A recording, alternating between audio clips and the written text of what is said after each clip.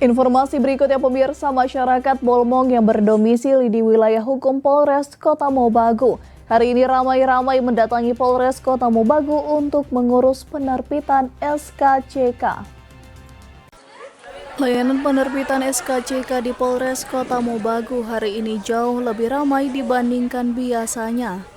Masyarakat yang datang umumnya untuk melengkapi berkas setelah sebelumnya dinyatakan lulus. Dalam seleksi penerimaan pegawai pemerintah dengan perjanjian kerja P3K, menjadi abdi negara masih menjadi impian sebagian besar masyarakat. Terbukti saat dibukanya seleksi P3K di Kabupaten Bolmong tahun anggaran 2023, lebih dari 1.500 warga yang mendaftar.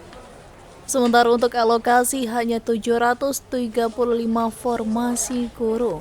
Untuk mengurus SKCK keperluan kelengkapan berkas P3K, formasi khusus, pendidikan guru sekolah dasar, PGSD.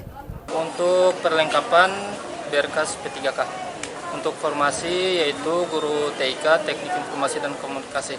Untuk Kabupaten Bolang Mongondo sendiri, batas pemasukan kelengkapan berkas mereka yang telah dinyatakan lulus P3K ini hingga tanggal 14 Januari nanti.